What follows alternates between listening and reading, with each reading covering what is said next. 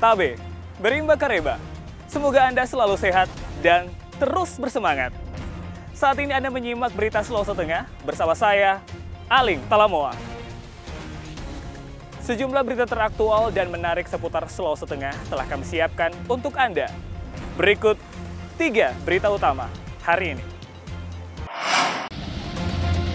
Surat suara untuk pilkada serentak di Palu telah tiba dan mendapat pengawalan ketat aparat kepolisian. Itu apa nih?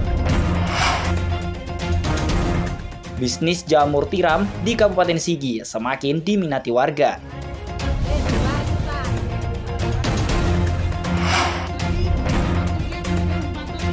Puluhan pelaku UMKM memamerkan aneka produknya di Hari Uang Republik Indonesia.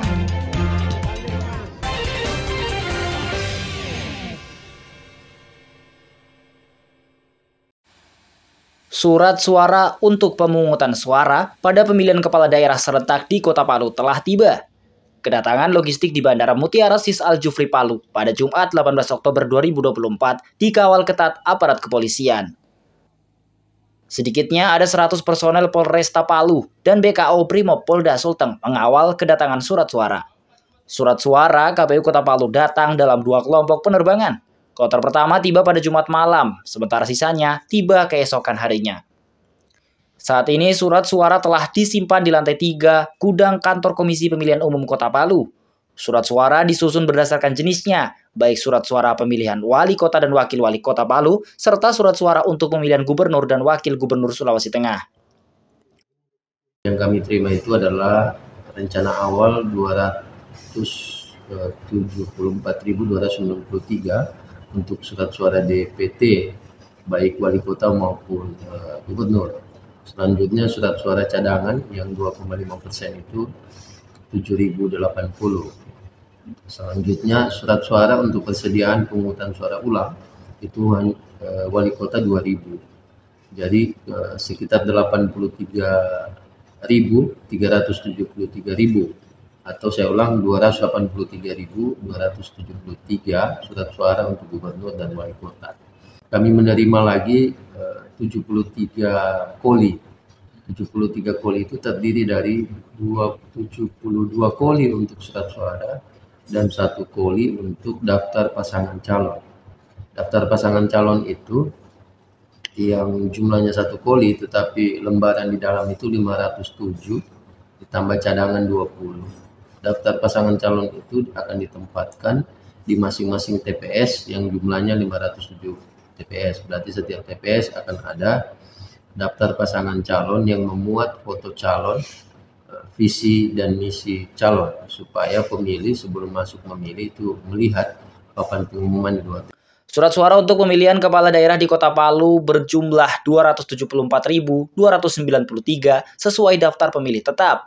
Ditambah 2,5% surat suara cadangan dan persediaan untuk pemungutan suara ulang. Selain surat suara, KPU Kota Palu juga menerima 507 daftar pasangan calon yang nantinya akan dipasang di tiap-tiap tempat pemungutan suara. Sementara itu, surat suara segera dilakukan pelipatan di kantor KPU Kota Palu dengan melibatkan mahasiswa Universitas Tadulako Palu. Syahrul Jaya melaporkan dari Palu. Ketersediaan darah di Palang Merah Indonesia Sulawesi Tengah hingga kini masih sangat terbatas. Sementara kebutuhan darah terus meningkat setiap harinya. Tidak hanya untuk melayani rumah sakit yang ada di Kota Palu, tapi juga ke sejumlah rumah sakit di Kabupaten Donggala, Sigi, dan Parigi Motong. Untuk membantu mengatasi krisis stok darah tersebut, pihak Palang Merah Sulawesi Tengah kembali melakukan aksi donor darah. Kegiatan ini dirangkaikan dengan hari ulang tahun PMI ke-79. Puluhan warga Kota Palu berbondong-bondong mendatangi halaman kantor Gubernur Sulawesi Tengah. Mereka secara sukarela untuk mendonorkan darahnya. Sebagian pendonor tersebut adalah warga sipil dan sebagian lagi pegawai negeri di lingkup pemerintah Provinsi Sulawesi Tengah. Para sukarelawan sebelumnya melakukan uji kesehatan terlebih dahulu. Hal itu dilakukan untuk memastikan kondisi tubuh dalam keadaan sehat sebelum mendonorkan darahnya dengan mengecek hemoglobin darah dan tekanan darah. Setelah dipastikan normal dan memenuhi syarat, sukarelawan mendapatkan daftar antrean untuk mengikuti donor darah. Petugas kesehatan dari PMI Sulteng pun selanjutnya menyuntikkan selang injeksi kepada para relawan. Para relawan yang telah selesai mendonorkan darahnya juga mendapatkan vitamin untuk menjaga kondisi tubuhnya tetap stabil. Kegiatan ini kita rangkaikan dengan hari ulang tahun PMI yang ke-79 tahun. Nah, tujuannya apa? Tujuannya itu untuk membangun kesadaran bersama bahwa pentingnya setitik darah itu untuk kemanusiaan. Karena memang kami akui bahwa stok darah di Bank Darah PMI Sulawesi Tengah itu masih sangat kurang dari kebutuhan darah yang setiap saat. Kami ke depan kami akan mendorong bagaimana kerjasama PMI dengan pemerintah provinsi lewat MOU agar nantinya kegiatan ini dapat dilaksanakan secara rutin. Para pendonor ini mengaku secara sukarela mendonorkan darahnya untuk membantu sesama yang membutuhkan pertolongan dalam kondisi kritis dan membutuhkan darah saat perawatan medis. Sebagian dari mereka bahkan telah melakukannya secara rutin. Saya tertarik untuk mendonorkan darah karena sebagian katanya untuk kesehatan juga. Yang kedua, kita bisa menolong orang. Itu aja. Infonya disebar ke seluruh SKPD. Untuk hari ini kita diarahkan ke kantor gubernur ini untuk mengikuti program donor darah ini dari PMI. Bilang peserta memang dari dulu. Saya ke 50 berapa sudah ke 53 kalinya. Kebetulan ini datang sendiri di tempat ini, ya kesempatan saya. Memang kalau donor ini luar biasa, membuat kita istilahnya tambah semangat kita. Kalau ibaratnya saya itu kalau kendaraan habis ganti oli. Aksi donor darah yang diikuti 100 relawan tersebut berhasil mengumpulkan puluhan kantong darah. PMI Sulteng kembali berencana melakukan kegiatan serupa secara rutin untuk membantu ketersediaan darah. Syahrul Cahaya melaporkan dari Palu. Bisnis jamur tiram ternyata cukup menguntungkan. Ini dibuktikan oleh sekelompok warga desa Langaleso, Kecamatan Dolo, Kabupaten Sigi, yang berhasil membudidayakan jamur tiram. Hasil usaha tersebut kini tidak hanya dipasarkan di daerah sekitar, tapi juga ke berbagai daerah di Sulawesi Tengah.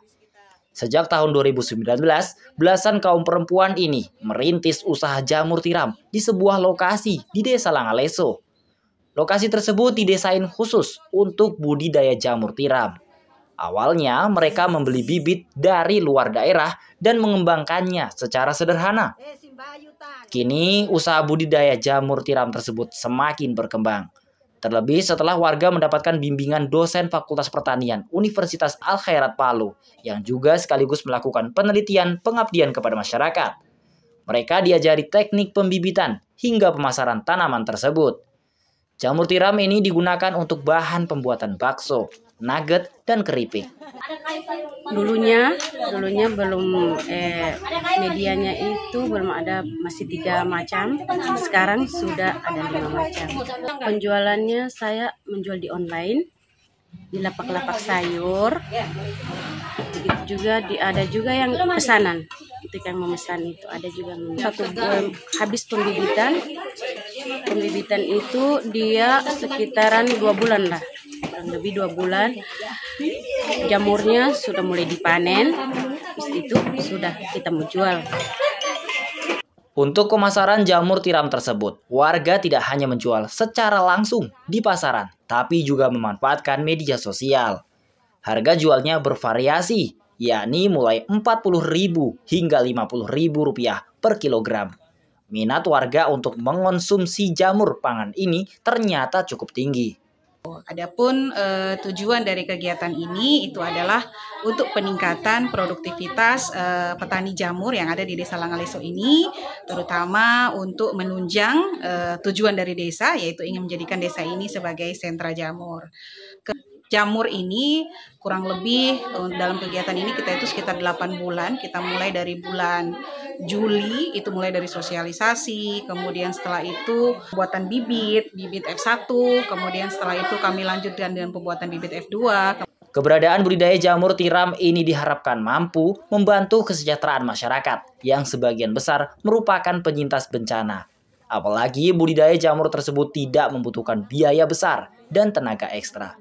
Julianus K. melaporkan dari Sigi.